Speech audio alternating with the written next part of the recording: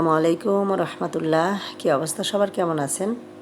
তো আমি আজকে একটা ভেজিটেবলের রেসিপি দেখাবো, যেই ভেজিটেবলগুলি খেয়ে আমি আমার হেলথ এবং আমি আমার ওয়েটটাকে মেনটেন করছি, সেটাই আমি দেখাবো। আমি ভেজিটেবল ছাড়াও কিন্তু আমার হেলথ এবং ওয়েটটাকে মেনটেন করার জন্য বিভিন্ন সময় বিভিন্ন ধরনের খাবারই আমি খেয়ে থাকি, এবং যেটাই খাই আমি কিন্তু এই খাবারগুলি আমি আপনাদের সাথে শেয়ার করি। তার কারণ হচ্ছে একটা ধারণা বা একটা আইডিয়া দেওয়ার জন্য। আমরা তো জানি, কম বেশি সবাই জানি, বাট তারপরেও যদি কোনো ভিডিও দেখে হোক বা কোনো একটা রেসিপি দেখে হোক, যদি হেলদি ওয়েতে হেলদি একটা খাবার তৈরি করা যায়, তাহলে তো আর মন্দ কিছুই না, তাই না? তো এই কারণেই কিন্তু আমি আমার রেসিপিগুলি আমি শেয়ার করি। তো আমি এখানে আজকে ভেজিটেবল রান্না করার জন্য আমি যেটা নিচ্ছি সেটা হচ্ছে একটুখানি পাতাকপি নিয়েছি, আর নিয়েছি বরবটি, একটা গাজর। খুব বেশি সবজি আমি নিইনি, অল্প কিছু সবজি নিয়েছি। আর এগুলি সবই কিন্তু শীতকালীন সবজি, আর শীতকালীন সবজি হলেও কিন্তু এখন সারা বছরে এগুলি পাওয়া যায়। তো যাই হোক, আমি প্রথমে পাতাকপিটাকে কেটে নিয়েছি। আমি কিন্তু একদম কুচি কুচি করিনি, কারণ কুচি কুচি করলে হয়তো, যেহেতু আমি হেলথকে মেনটেন করার জন্য খাচ্ছি, তো বেশি কুচি কুচি করলে এটা খেতে মজা লাগবে, বাট এটার পুষ্টিটা নষ্ট হয়ে যাবে। এই কারণে আমি একটু মোটা মোটা করেছি। সবগুলি আমি কিন্তু মোটা মোটা করে কেটে নিয়েছি। তো এগুলি আমি কাটার পরে আমি সবগুলি সবজি কিন্তু আমি ফ্রাই প্যানে দিয়ে দেব। তো অবশ্যই আমি এই সবজিগুলি কিন্তু রান্না করি সরিষার তেল দিয়ে। আমি সবসময় সরিষার তেলটা ইউজ করি। কেউ চাইলে অলিভ অয়েলও ইউজ করতে পারেন।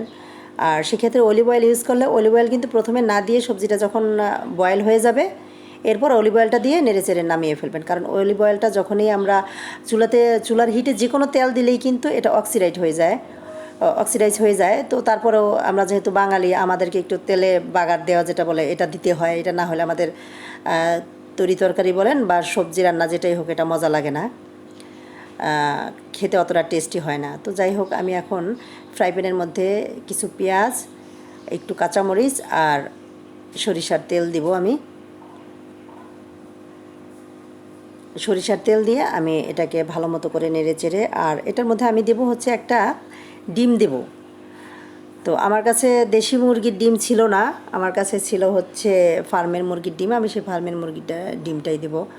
তো কারো কাছে যদি দেশি মুরগির ডিম অথবা হাঁসের ডিম থাকে, তাহলে আপনারা ওইটাই ইউজ করবেন। ওটা করলেই বেশি ভালো হয়, যেহেতু এটা হেলথকে মেনটেন করার জন্য, তো হেলদি খাবারটা খেলেই বেটার হয়। তো আমার কাছে যা ছিল আমি তাই দিয়েছি। এগুলি আসলে বলার কোনো ইয়ে নাই। আচ্ছা, যাই হোক, তারপরে আমি ডিমটা দিয়ে দেব। ডিমটা দিয়ে আমি ভালো করে একটু নেড়ে চেড়ে, ডিমটা একদমই যাতে সিদ্ধ না হয়, একটু ঝুরা ঝুরা হবে, তখনই আমি সবজিটা দিয়ে দেব। আর সবজিটা দেওয়ার পরেও কিন্তু আমি খুব বেশি রান্না করব না, সবজিটা যেন একটু হাফ সিদ্ধ হয়। হাফ সিদ্ধ হলেই আমি সবজিটা নামিয়ে ফেলবো। এখন আমি সবজিটা দিয়ে দিচ্ছি। এই রান্নাটা রান্না করতে হেলদি যতগুলি রেসিপি আছে আপনারা দেখবেন, এসেও দেখবেন, ইউটিউব হোক বা ফেসবুকেও দেখবেন, যে এই রান্নাগুলি রান্না করতে কিন্তু খুব বেশি একটা সময়ের প্রয়োজন হয় না। খুবই অল্প সময় লাগে এবং অল্প কিছু উপকরণ দিয়েই খুব সুন্দর একটা রেসিপি হয়ে যায়। আর আমি এটা কিন্তু রান্না করছি খুবই মিডিয়াম আঁচে রান্না করছি। তো আমি সবজিটাকে দিয়ে ভালো মতো করে নেড়ে চেড়ে, যখন আধা সিদ্ধ হয়ে গেছে, তখনই কিন্তু আমি এটা নামিয়ে নেব। তো যাই হোক, আমার এই রেসিপিটা যদি আপনাদের ভালো লেগে থাকে, ভালো লাগলে অবশ্যই লাইক, কমেন্ট এবং শেয়ার করবেন। খুবই সিম্পল ওয়েতে আমি দেখানোর চেষ্টা করলাম। হয়ে গেছে, আমি এটাকে নামিয়ে নিলাম।